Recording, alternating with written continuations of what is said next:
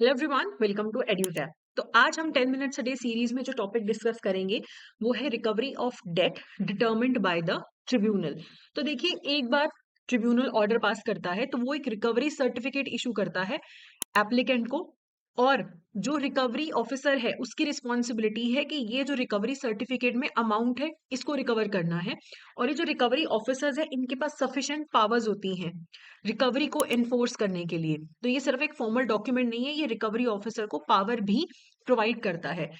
पहले क्या होता था, सिविल कोर्ट्स के पास केसेस जाते थे, लेकिन जब डेट रिकवरी ट्रिब्यूनल्स आए तो सिविल कोर्ट्स की वो पावर ट्रिब्यूनल्स के पास चलेगी।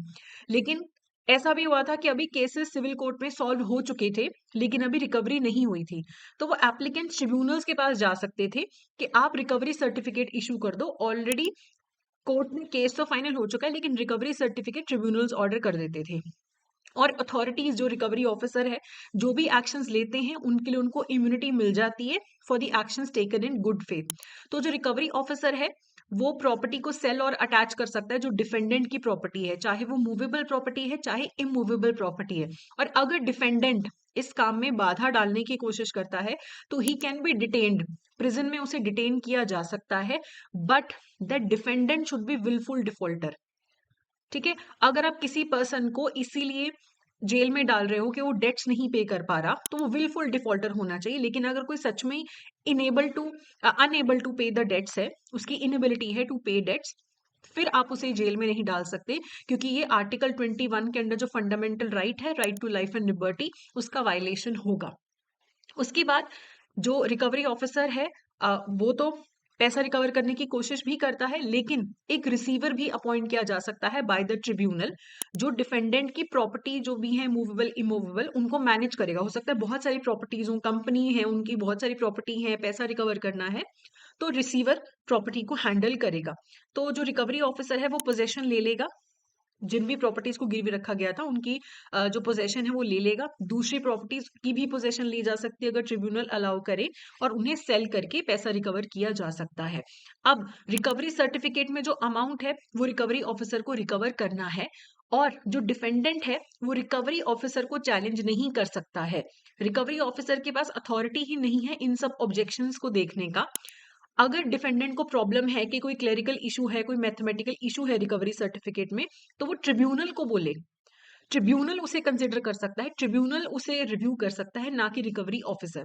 तो ये जो एप्लीकेशन है कि आप रिव्यू कर लो रिकवरी सर्टिफिकेट को, ये भी ऑर्डर आने के 60 डेज के अंदर अंदर कर सकते हो आप रिव्यू की जो एप्लीकेशन है।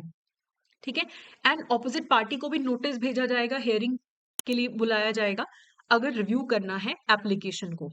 कई बार क्या होता है कि जो डिफेंडेंट है वो आके प्रिजाइडिंग ऑफिसर को रिक्वेस्ट करता है कि आप मेरी प्रॉपर्टीज को मत जब्त करो, आप उन्हें मत बेचो, आप मुझे थोड़ा सा एक्स्ट्रा टाइम दे दो। तो फिर प्रिजाइडिंग ऑफिसर बोलेगा कि पहले आप एटलीस्ट 25% अमाउंट जमा करवा दो जो भी आपने पे करना है, और बाकी के लिए हम आपको एक्स्ट्रा टाइम दे देंगे। ठीक है, तो मान लो डिफेंडेंट ने 1 करोड़ का लोन था तो डिफेंडेंट 25 लाख रुपए मिनिमम जमा करवा के एक्स्ट्रा टाइम बाय आउट कर लेगा। और जो प्रिजाइडिंग ऑफिसर है वो रिकवरी ऑफिसर को भी बता देगा कि ऐसा चल रहा है, आप अभी रुक जाओ।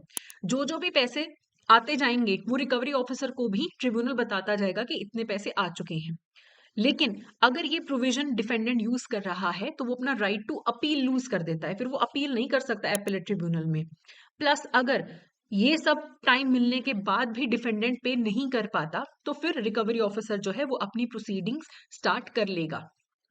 ठीक है, और अगर कभी भी रिकवरी सर्टिफिकेट मॉडिफाई होता है, मान लो एपेलेट ट्रिब्यूनल के पास जाके अपील हो गई, वहां से कुछ भी मॉडिफाई होता है तो फिर वो सेम चीज आप सर्टिफिकेट में भी मॉडिफाई कर दोगे। अगर एपलेट अथॉरिटी बोल देती है कि नहीं 1 करोड़ की जगह 80 लाख का रिकवरी होना चाहिए, तो फिर रिकवरी सर्टिफिकेट भी 80 लाख का बन जाएगा।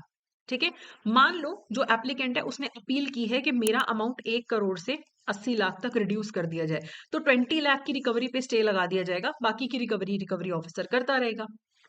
ठीक है, उसके बाद जो रिकवरी ऑफिसर्स के पास पावर्स हैं अमाउंट को रिकवर करने की, वो टैक्स ऑफिसर्स जो होते हैं, जो टैक्स रिकवरी ऑफिसर्स होते हैं under the income tax act, और जो कोड ऑफ सिविल प्रोसीजर के थ्रू जो पावर आती है अमाउंट रिकवर करने की वो रिकवरी ऑफिसर्स के पास भी है। तो इनकम टैक्स प्रोविजंस में अगर चेंज होता है, टैक्स रिकवरी ऑफिसर की पावर्स को लेके, तो वो सेम रिकवरी ऑफिसर्स पे भी एप्लीकेबल होता है। ठीक है। एक सिचुएशन ऐसा भी हो सकता है कि जो डिफेंडेंट है उसने किसी को उधार दे रखा था।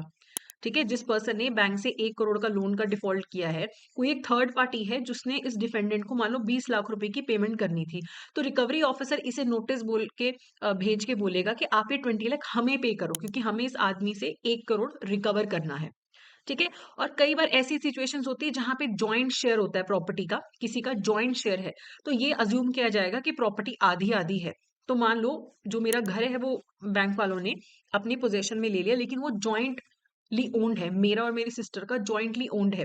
तो आधा हिस्सा उसका माना जाएगा, आधा मेरा माना जाएगा, और मेरे वाले आधे हिस्से को यूज किया जाएगा अमाउंट को रिकवर करने के लिए।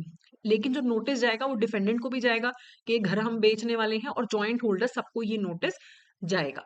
अब इसके रिगार्डिंग एमसीक्यू करने से पहले I would like to inform you कि अगर आप कैब एग्जामिनेशन के लिए प्रिपेयर कर रहे हैं जून के लिए, या फिर इवन जो नवंबर दिसंबर में पेपर होता है उसके लिए अगर आप प्रिपरेशन कर रहे हैं, तो आप हमारा मास्टर कोर्स में एनरोल कर सकते हैं, जिसमें आपको recorded classes, live classes, notes, test series सब कुछ मिलेगा। लाइव क्रैश कोर्स में आपको मिलती हैं लाइव क्लासेस, वो भी आपके पास ऑप्शन है। अगर आपने कैब एग्जाम नहीं क्लियर किया है तो आप जैब कैब का कंबाइंड मास्टर कोर्स भी ले सकते हैं।